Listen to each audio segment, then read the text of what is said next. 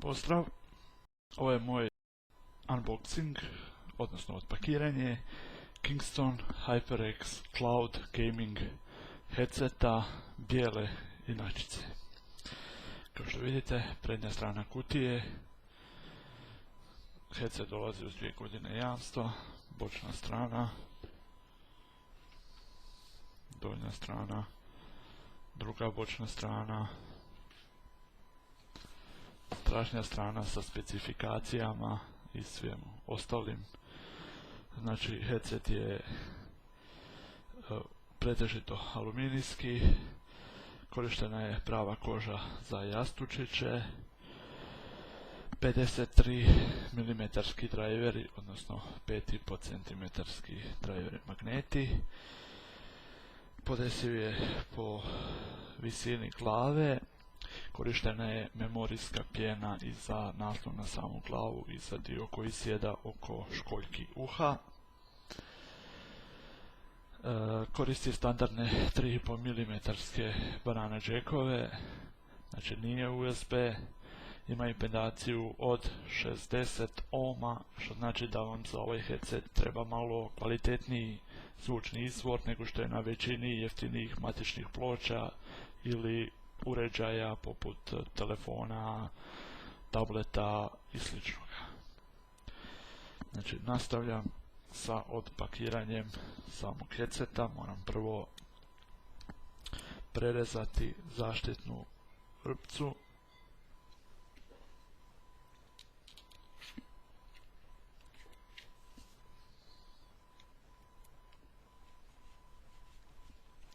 Kako bih mogao otvoriti kutiju.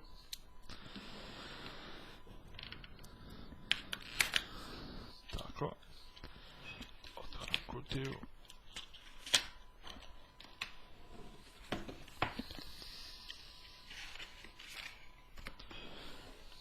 Kutija je stvarno glomazna, nisam vidio veću kutiju headseta. I ambalaža je vrlo kvalitetna, šteta bi bilo to oštetiti.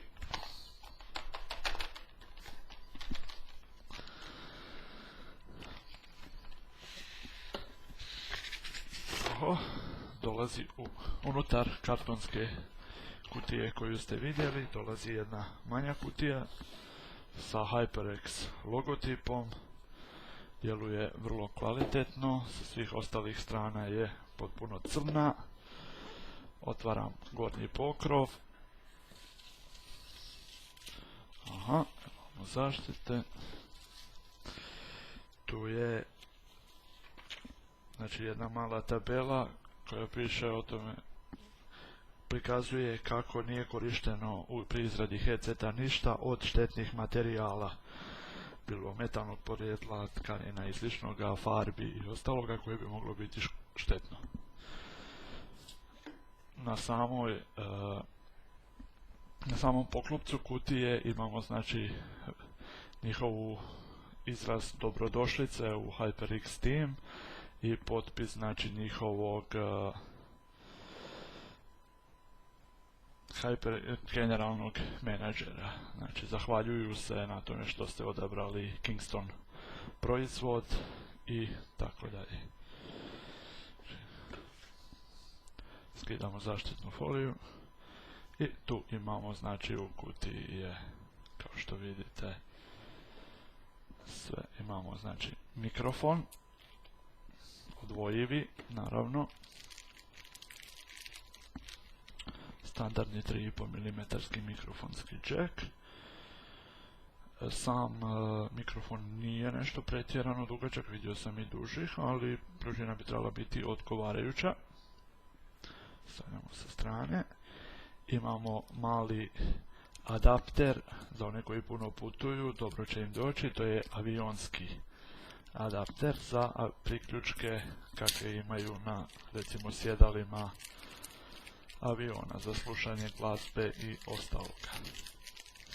Znači da možete koristiti ovaj Kingston HyperX, da ne morate koristiti slušalice unutar aviona. Dalje slijedi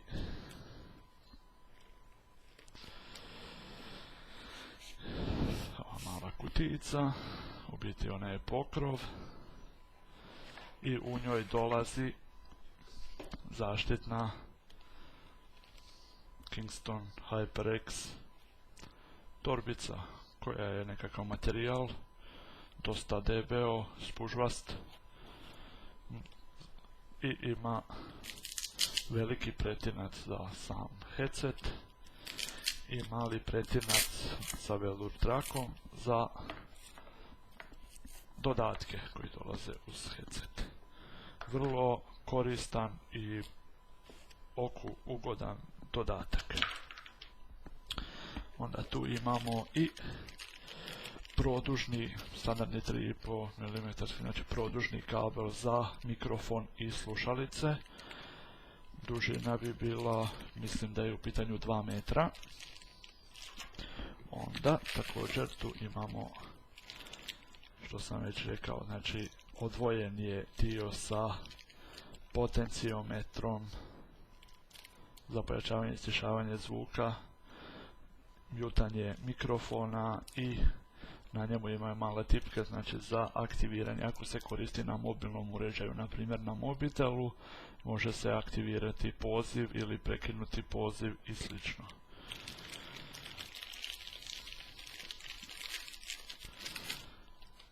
Što sam zaboravio napomenuti, sami konektori su pozlačeni, što je jako lijepo za vidjeti, i konektor, kabel je u potpunosti opleten i to lijepo djeluje, kvalitetno, crno, prekrasno izgleda. Onda imamo još, znači, sam headset. Provjera šta još u kutiji dolazi. I imamo mali adapter, znači za spajanje headseta na mobilne uređaje, tablete i na PlayStation 4. Znači 2 3,5 mm za mikrofon i slušalice na 1 3,5 mm četveropolni, znači koji je u jednom i za mikrofon i za slušalice. Također pozlačeno i jako lijepo. Unutar kutije ne dobija se u biti ništa više. Miriše plastika, miriše na novo, prekrasan miris. Također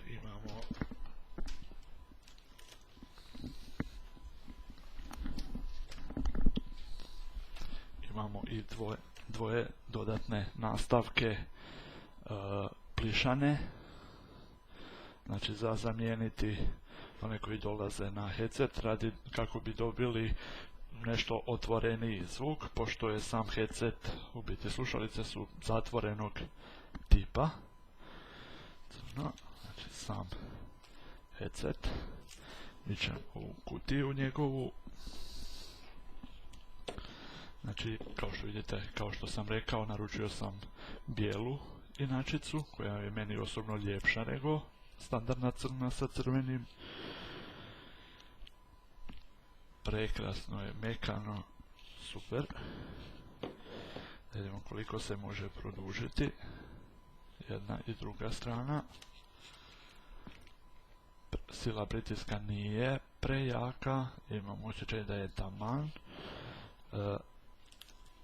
Ovaj crni dio je aluminijski u potpunosti, tvrd i relativno hladan. Sa unutrašnje strane držača ovih imamo natpis Kingston, ima serijski broj, ovdje ne vidi se vjerojatno na kameri. 53 mm driveri slušalice, imam dojam kao da su antifoni, vjerojatno dobro izoliraju vanjski zvuk. I kožni nastavak, i to nije umjetna nego prava koža.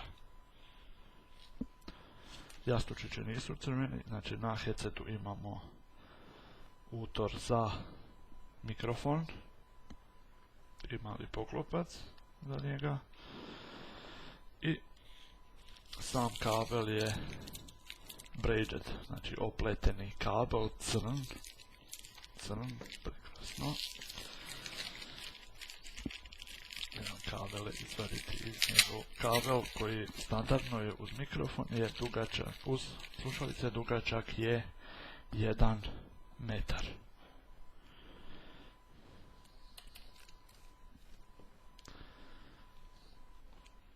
I cijeli je opleten, lagano savitljiv, čvrsto djeluje, kvalitetno.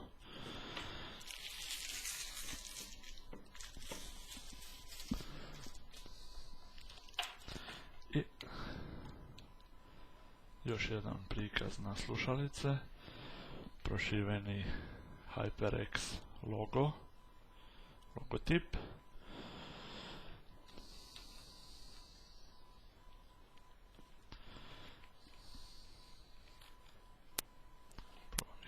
Uvući i znači headset, dodatne nastavci za slušalice, adapter za koristiti uz mobitele i slične uređaje,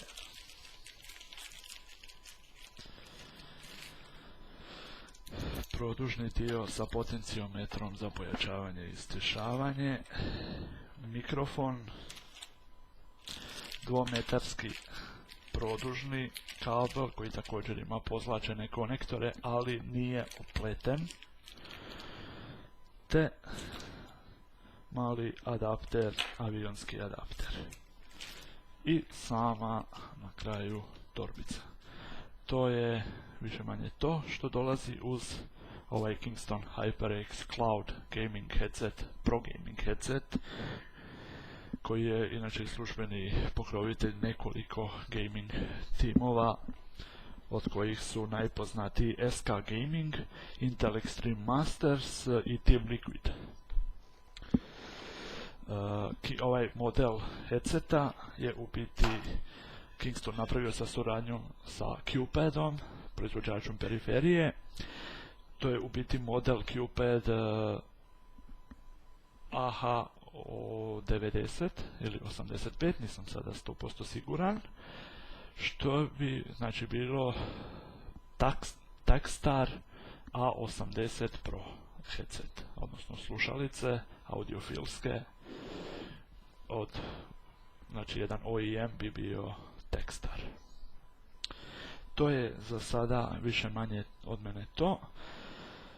Uskoro ću objaviti i recenziju samog ovog headseta, te test mikrofona, reću svoje dojmove koje ću imati korištenjem tog headseta, usporedbu sa prošlim headsetom, usporedbu vjerojatno ću napraviti na integriranoj zvučnoj i na Asus Sonar DG sa pojačalom zvučnoj. I to bi za sada bilo to. Više recenzija, unboxinga i sličnih videa očekujte uskoro. Do gledanja.